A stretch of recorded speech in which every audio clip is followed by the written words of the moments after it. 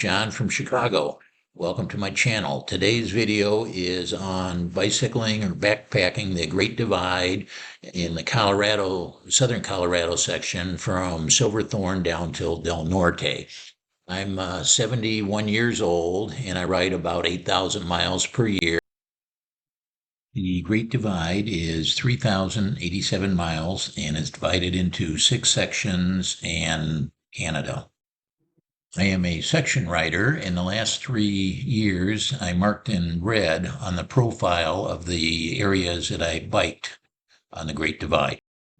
I flew from Chicago to Denver, and then I took a shuttle, Peak 1, to Silverthorne, the REI there, where I got rid of my bike or box and got some supplies for the trip. I stopped for a pizza at Dominic Pizza across from REI, and then I get on the bike path going around the reservoir. You can see it over there. Hey, Frisco, 5.8 miles.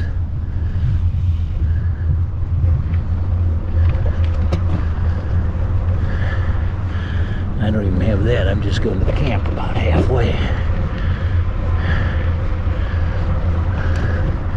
No rain. Nice.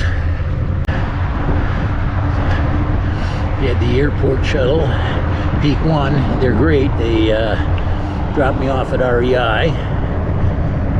I think it was $76, included a 20% tip. They come on the hour.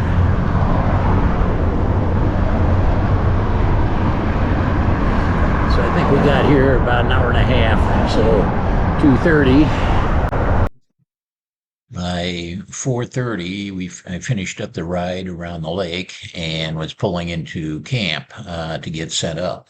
I reserved a spot at Heaton Bay Campground from the U.S. Forest Service, and it was $22 for the night, and I reserved it 3 days ahead of time, and I got the last spot, so I'd recommend booking early. He said it was going to rain about 5 o'clock, which it didn't, which I was happy it didn't. I then rode out to the campsite on the Dillon Reservoir in Frisco, only about 4 miles or so, 3 miles, I think.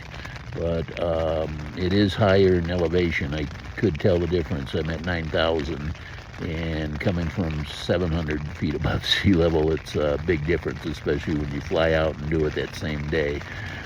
Tomorrow we'll see how it goes. Hopefully I get used to the elevation overnight a little bit, but normally it takes a day or two. Tomorrow, oh, it's raining right now. It sounds neat with the rain hitting the tent. Yeah, tomorrow I'll go into Frisco and Breckenridge, and I'll go up Boreas Pass and go to Hartselle for day 1. It's about 65 miles, and I'll climb up over Boreas Pass I think it's 11,000, almost 500 feet above sea level. Should be my first big climb, although it's not real steep. The big thing is it's supposed to start raining again in the afternoon by 1 or 2, so I want to try to get the early start and see if I can beat the rain. For my first breakfast, I had leftover pizza and granola. The bike route going around the lake is fantastic. A lot of the locals ride it. It's paved, and it's paved all the way from Frisco up until Breckenridge. Coming into Breckenridge.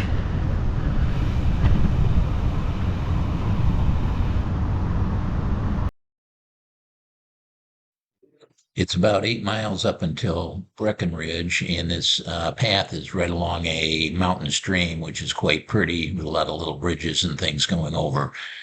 When you get into Breckenridge, there's the old-time stores and everything, and I asked the person, where do I go for breakfast?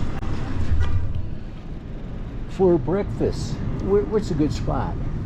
just go right down there. This one right here, is that open? Well, if you go a little bit further, the best spot in town is called Daylight Donuts. Daylight Donuts. It's not a donut store. They have everything. Okay, that's past that flag? Yes, sir. Yeah, it's on down about maybe a block or two. Okay. I promise you, that's the best one. Great, I appreciate it.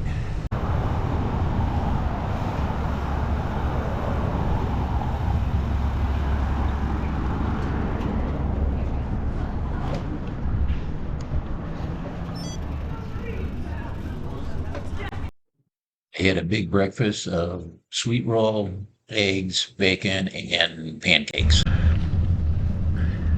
8.45 miles to go, Boreas Pass to the top. The last 7 miles of the climb is on dirt, and there's a gorgeous view coming up here overlooking Breckenridge.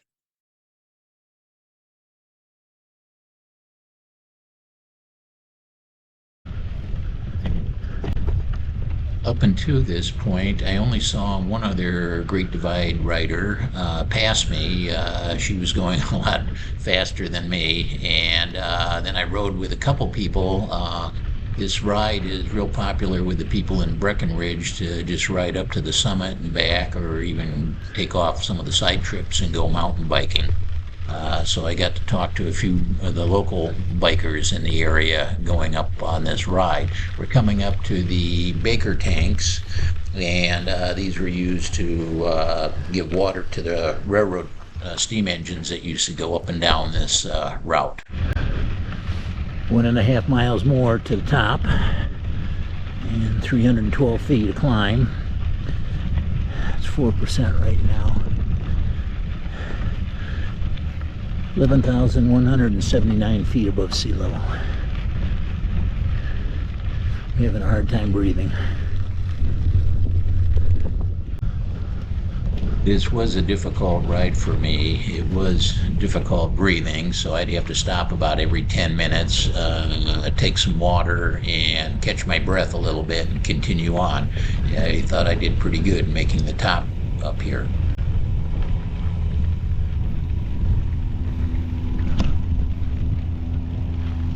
Ah, there we go. Made it.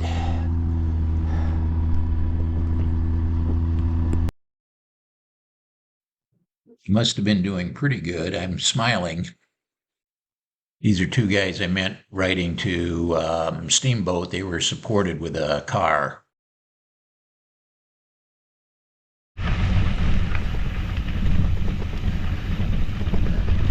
Going down Boreas Pass to Como.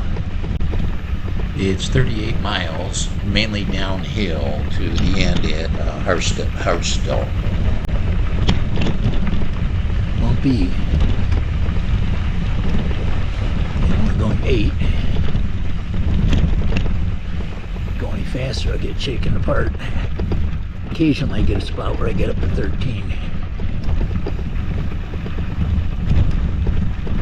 Pretty out. Wow, it's beautiful out there. The road's smooth.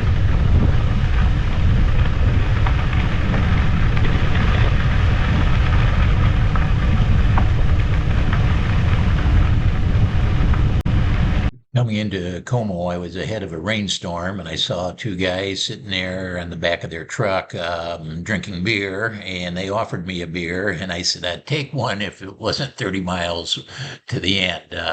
If it was 20 miles, I'd be sitting there drinking with them, but they said if I ride fast, I might miss the rain.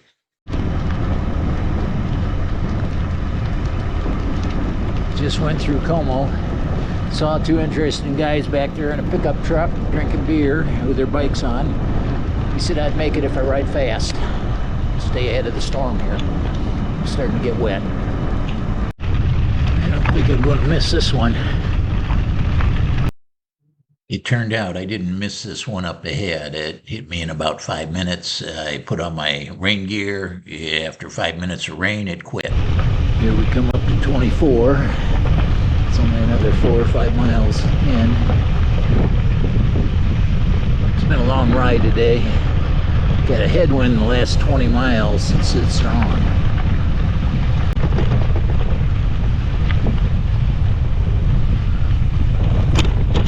Turn my reflector on.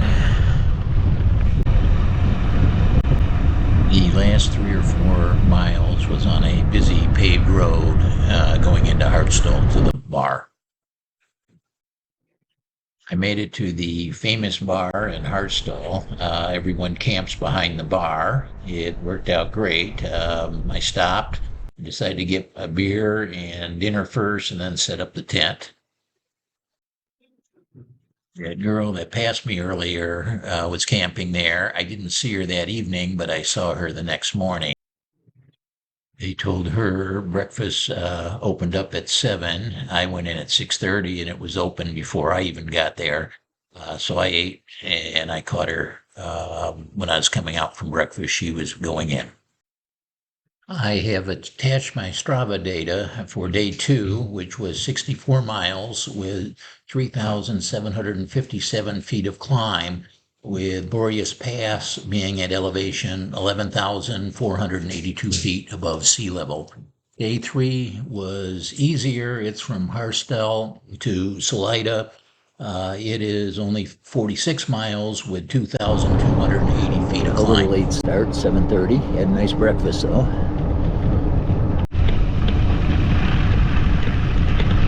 Got a little hill coming up. A little 6 miles in. That's a girl from New Hampshire, I think, or Massachusetts. She passed me. She's going faster than I am.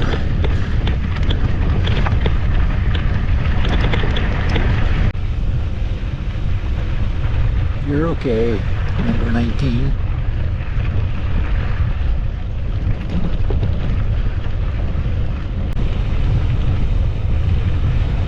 Got about 20 more miles to the high point. Yeah, a little bit over 10,000. I don't know, 10,000, a couple hundred, 300, I'm guessing. Then it's a 10-mile downhill into Salida, at elevation 70 or 7,000.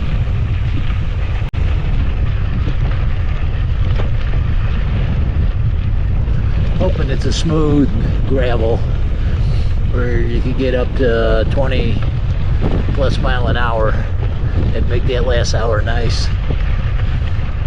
Not like yesterday coming off of Boreas Pass where it was hard to get over 7 or 8 with all the rocks breaking all the time. Like a little bit of erosion down there.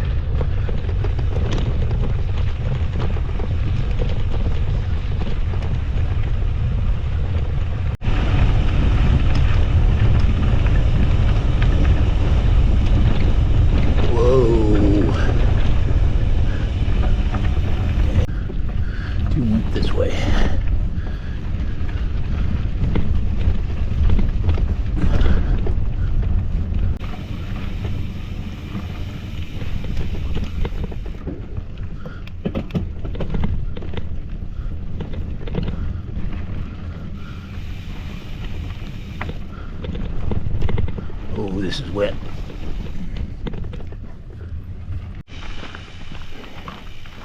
%% grade I'm pushing now. Nice rock formation there.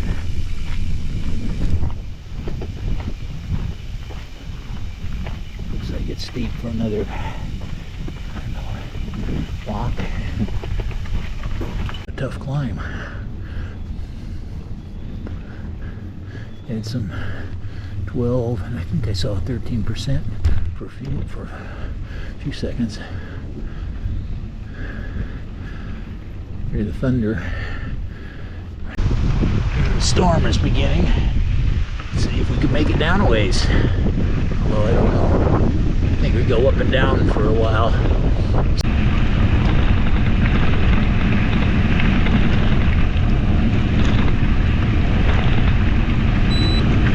It's pretty out there.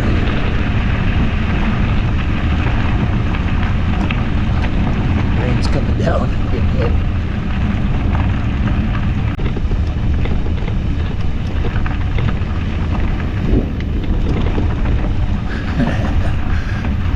that thunder. Hope this don't go back up. Hope it just keeps on going down like this. Wow, have a nice ride. Thank you. Yep. Less than 10 miles to go. Hi. Storms all around.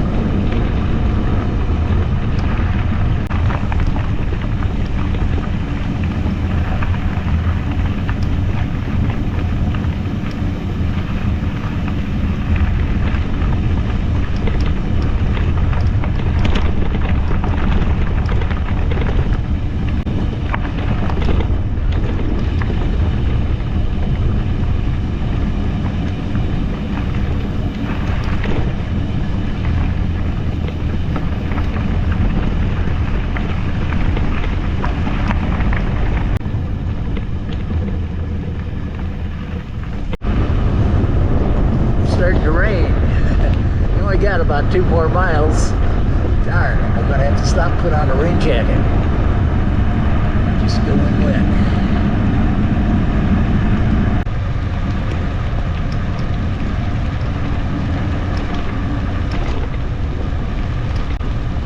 I stayed at the Salida hostel. It was a great place. It was only $60, and I stayed in the bunk room, which had about 12 bunks, half about women, half men. I ended up getting there a little bit at 3, so I was there before 4, the check-in time. They let you take a shower ahead of time. You pay a dollar in the jar for a towel. So I ended up getting my shower done, and then at 4 I checked in. I did my wash, and then I went into town to get something to eat, and I went grocery shopping. When I came in, there was a few deer in the front yard. They also have a hose there where I was able to wash off my bike and put my bike inside the pool. I've included my Strava data. I went 46 miles with 2,280 feet of climb. For day 3 or 4, it's Salida to Sargents. I ended up getting going early start with some granola and yogurt. I ended up leaving right at 7 o'clock. Today's ride is 43 miles with 3,842 feet of climb, and the big climb is going up Marshall Pass.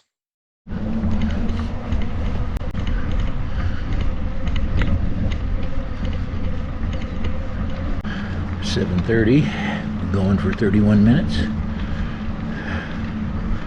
Going up to about 1 to 2%. Gone 4.33 miles. Average speed 8.2. A bit of headwind today. I think it switched from the south to the west. I'm going mainly west. Going up at 5%.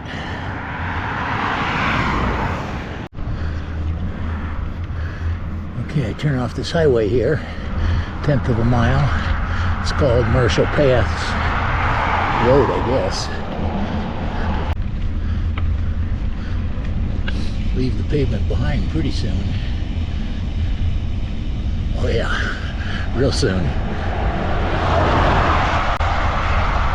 Top of Marshall Pass is 25 miles from Salida, with the first 12 miles on pavement, and then the remaining 13 miles on gravel.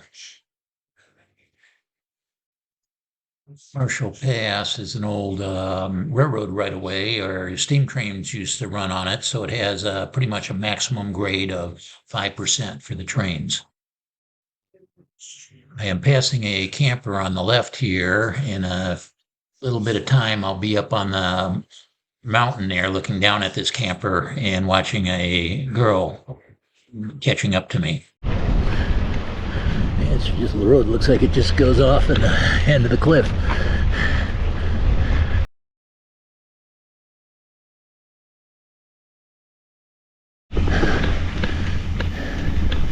That girl from Connecticut. I think she's from Connecticut. Yes, I saw her on the trail behind. 8.5 to go.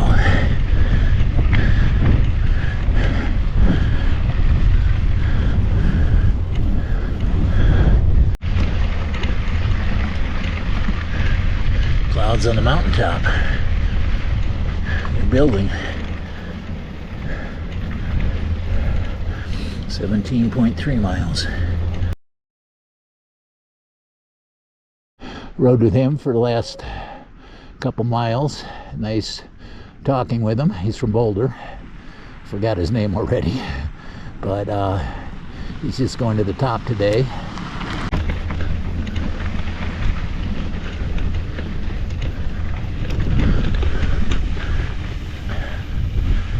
.6 miles to go. 22.4 miles in.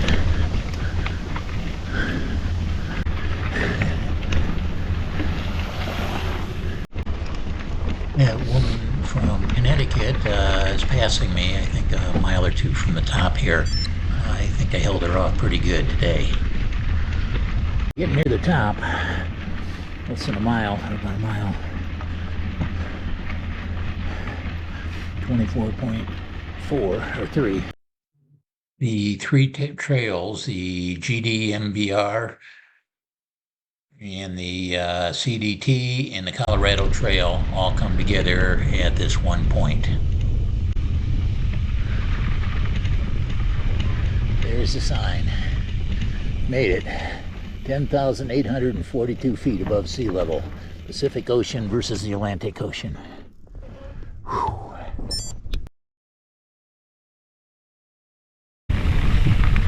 Going down. It's pretty much all downhill till I get there.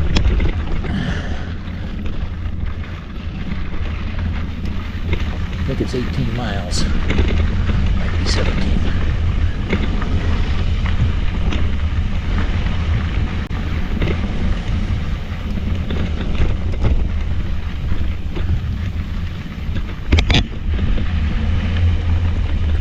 .7 to the top. It's a rough section.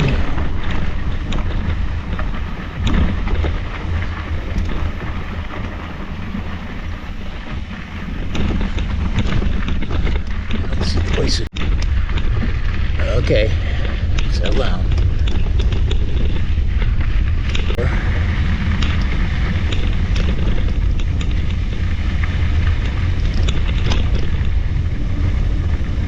It is pretty. It's hard to look up. I'm watching the road for bumps.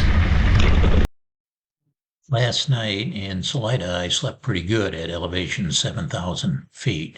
I still think I'm suffering from altitude problems. I'm not acclimating fast enough. It's been, this is the 4th day, and my GPS says I'm only acclimated to about 5,000 feet. I'm up, I don't know, 9.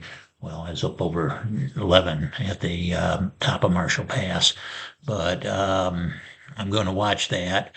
In 3 days, I'll be at the highest pass, Indiana Pass, and I do have a chance to bail out when I get till Del Norte and still catch a bus back to Denver. So I'll be looking into that. The other thing we got going is I looked at the weather. It's going to rain coming up. You see the dark clouds every afternoon for the next 3 afternoons. It's supposed to be raining again. I did catch up to the girl I was following in Sargents. She was having dinner. She said I only came in about 30 minutes behind her, so that was pretty good. Her name's Tony, and she's from Connecticut. She said she's lucky to be having the summer off to do this trip. She started up in Banff, and she went down to just before the basin, took off a week there to do some rock climbing, and then picked up again in Silverthorne.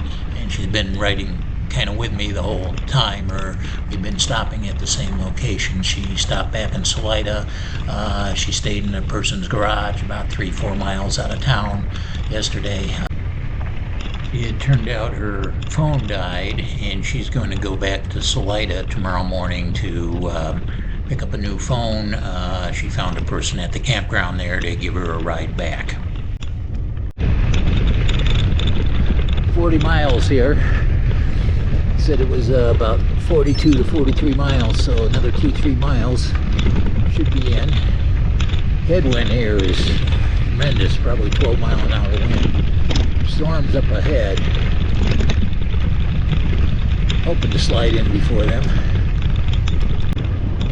In Sargents, I ended up renting a sleeping cabin. It had 4 beds in it, and a refrigerator and freezer, and a power. And I got that for $80 for the night, instead of sleeping outside in the wind and the storm. Plus, it gave me a chance to keep my food cold. I had couple burritos for tomorrow night. Dinner, I had the elk meatloaf. It was okay, but I really enjoyed the ice cream and pie after. I have attached my Strava data. I had about 43 miles in for today with 3,760 feet of climb. Day 5 is from Sargents to Loader's Campground, just over the divide. It's about a little over 48 miles with 2,927 feet of climb. I had a nice breakfast, and I was out by 8. Day 5. Off and rolling.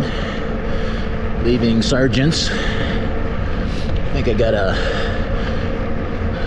11, 12 mile ride on this pavement. Then I turn onto a gravel road left. Start going up a canyon road to the top of a mountain. I think today's ride's around 50 miles and 51 miles and a little under 3,000 feet of climb. 3 homes, I guess that's a town. Community.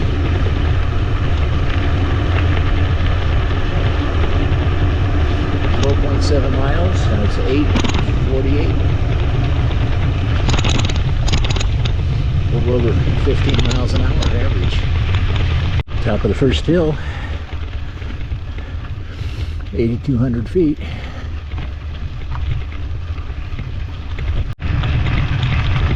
It's pretty out there. Off to the right, colors like greens.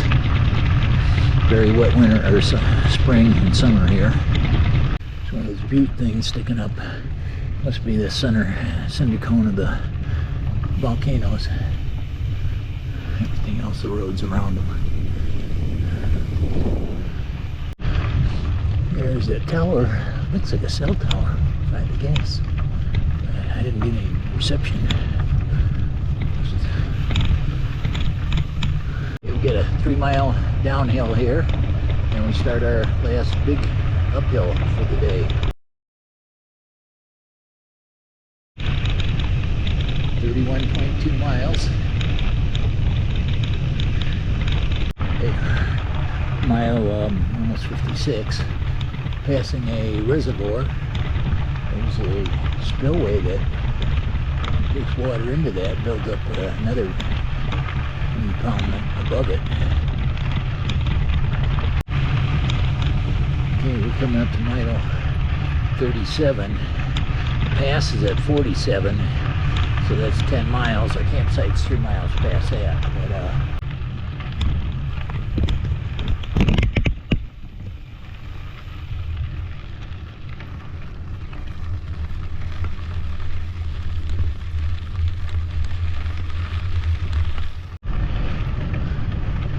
But couple storm clouds up there. They don't look too bad.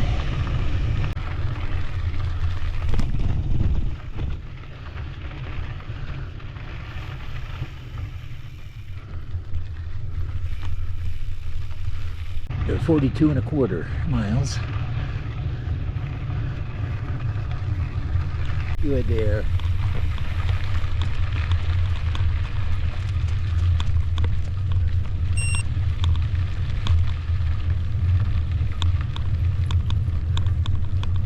You're good. I know. What you gonna do? Okay. Good girl. The last climb for the day, I think. It says it's 2.35 miles. It's 200 or 492 feet. Mile 45. Still going up. 4%.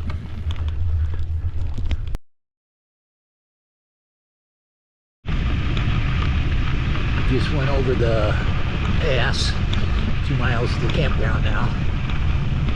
It's downhill a little bit.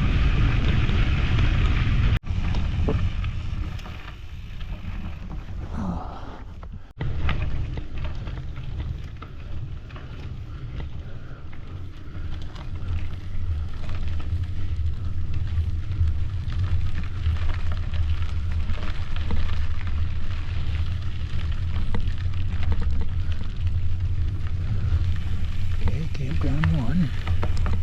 Oh, they better have water.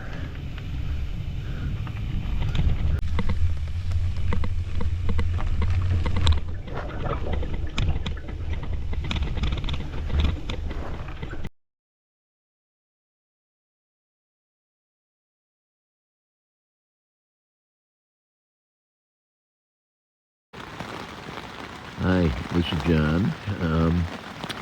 Today's video here is in the tent on my campsite up on the mountain between Sargents and Del Norte. The pass was at, I think, 10,050 feet approximately, and I'm down like 3 miles from it, so probably still over 9,000 feet, probably 9,500 feet or so. I haven't took an elevation. And it was a beautiful day today. And they said there was going to be a chance of rain in the evening, typical chance. And I lucked out. It turned out nice. Got the tent all set up and ate and went to bed and everything. And getting the nightly rain shower. As you can tell, there's some lightning and thunder going on, so I just thought I'd record a little bit of it. I think it sounds really neat, especially when it's nice and dry. You're all set up for the camp and you're not scurrying, just set it up. Tomorrow I go into Del Norte. It's yesterday's ride was fairly easy. I think it was from Sargents to here. I think it was, I don't know, 51 miles, about 3,000 feet of elevation. Oh, one thing, I'm staying at a Forest Service or federal campground, and they do not have water. I'm carrying 4 liters of water, and a little over 4 liters of water, and I used a little over half of it. And there's no water at the campsite. So there is a creek about 5 miles back, but that's 1,000 feet lower. So I thought, oh no, I hope I don't have to ride back to get it. Or I could go ahead about 10 miles and there's a creek that I could get water at. But a person happened to be coming by on his couple in their quad, and they gave me a couple extra bottles of water, so I have plenty of water. But remember to fill up with water if you're going to stay at this campsite. I have attached the Strava data from day 5. Day 6 is from Luder's Campground to Del Norte, which is about 58 miles and 2,159 feet of climb. The first 15 miles is downhill, dropping from 9,800 feet down to 8,000 feet. Then you bounce back up to that 9,800 feet over the next 10 miles, and then it's a long downhill 20 miles, with the last 13 miles being pretty level at 7,800 feet. I woke up at 6 o'clock and watched the sunrise. It was gorgeous, coming up and then having breakfast there. I packed up and got going at around 7:30. It started off going down this nice downhill into where I hit the highway after 10 miles, and then I ended up finding that creek and pumping some water to get filled up on water. After being woken up with the thunderstorm last night, after an hour, I had a hard time getting back to sleep. I don't think I got any more sleep that night. I think it was because of the altitude. After 5 days, I feel I have not been acclimated to the elevation completely yet. I would definitely recommend for somebody doing this same section to spend a couple days, 2, 3 days at the beginning in Silverthorne and Breckenridge to get used to the elevation before you start. Another option might be to go back to Steamboat and start there. You're at elevation 7,000, which is 2,000 feet below what you are at Silverthorne. Looks like some type of butte.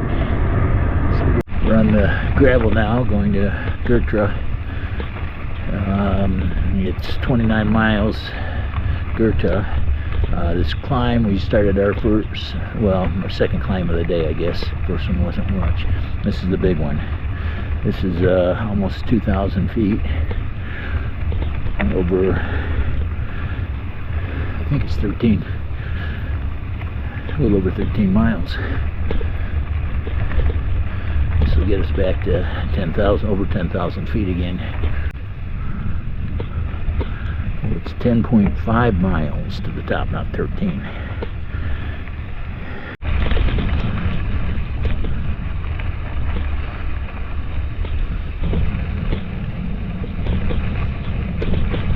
Rio Grande National Forest, mile 16.9.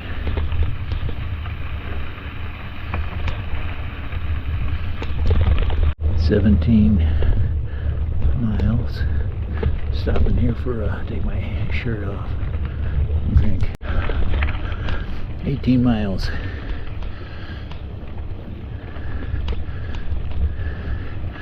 .4. It's running 4%.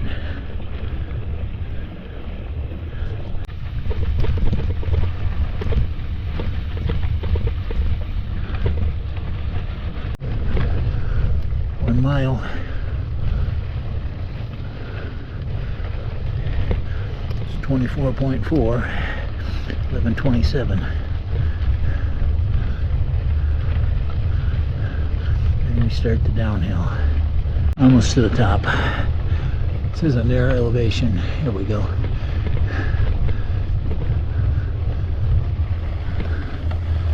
$10,166.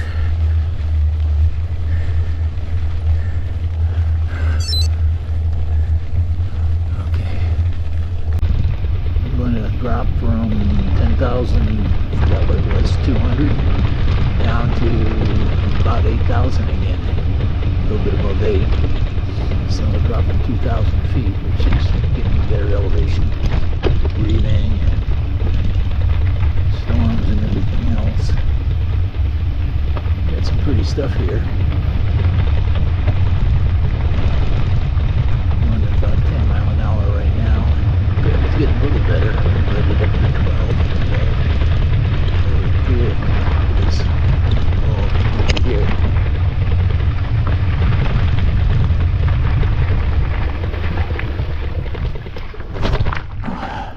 I need to get a photo.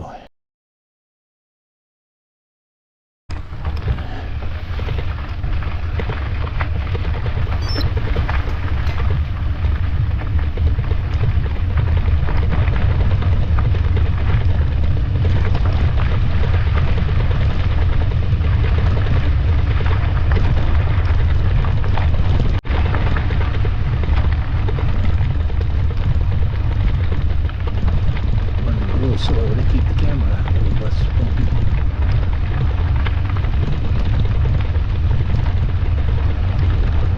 It's 11:54 now. Mile 6.3. They're going down. I know we're below 10,000 feet. Checked a minute ago.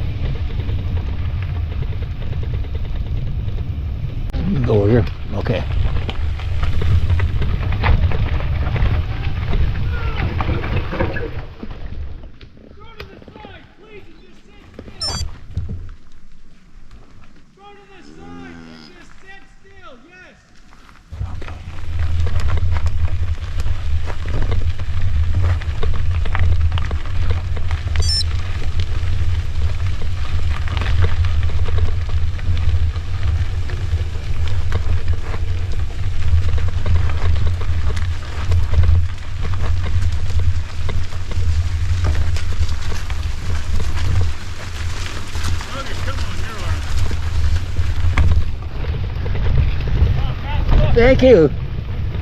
Thank you. Yes. Now that was very cool.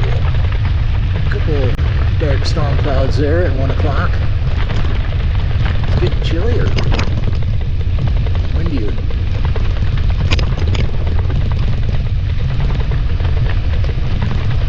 See if we go to the left here, we might just miss them. Do what we do every day. Ride fast and see if we can beat it. Still got over 30 miles, probably 33 miles. But we're one thing at a time. Gotta get to the bottom of the mountain. Wow, this pavement's nice compared to the other.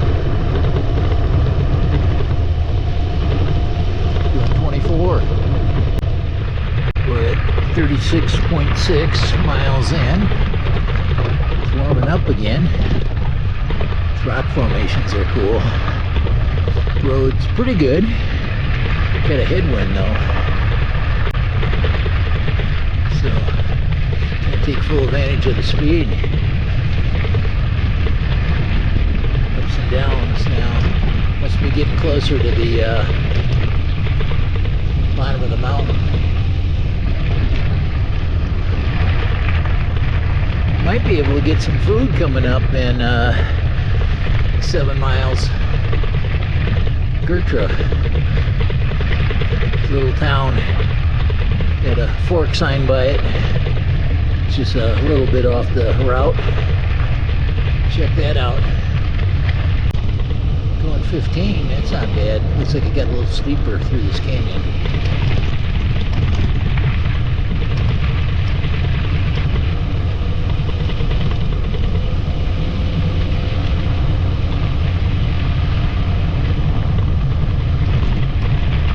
Hey, we're getting pavement.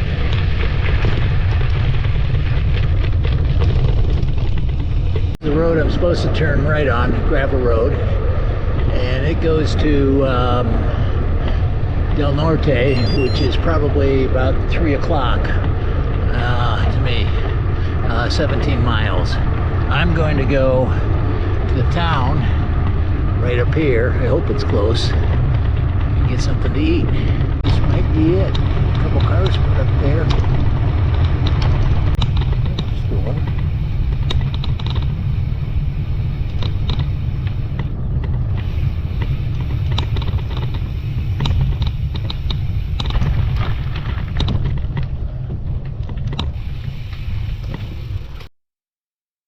The food was great. It was just what I needed to give me energy to make it to the end. Riding back from the restaurant and just looking at all those clouds. Maybe I shouldn't have had that burger, but that burger tasted great. Okay, I make my left here and hopefully I could beat this storm in again.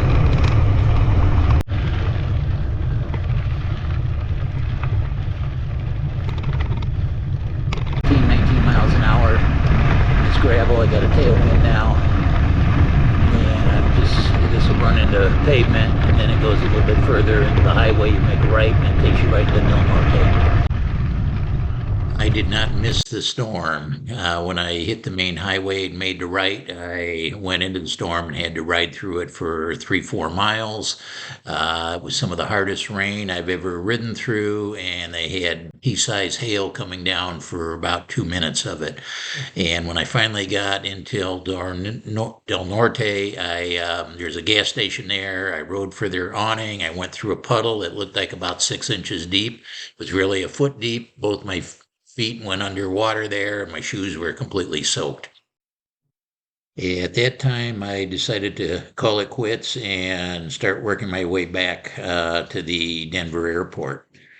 My reasons for quitting was it's monsoon season and we're having showers every day, and those rain showers on the dirt roads will make it impassable when I get into New Mexico. I also only scheduled one 0 day, which wasn't going to be enough.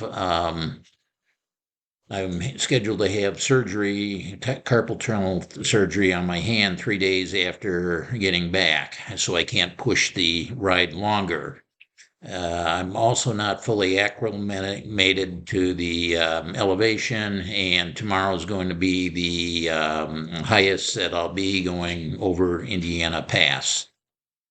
And I think the other thing that's bothering me is I'm riding alone. There's no other people out there. In past years, 2 years ago, when I'd stop at campsites, we'd have up to 11 people. And then last year, when we stopped at the reservoir at the basin, we had 10.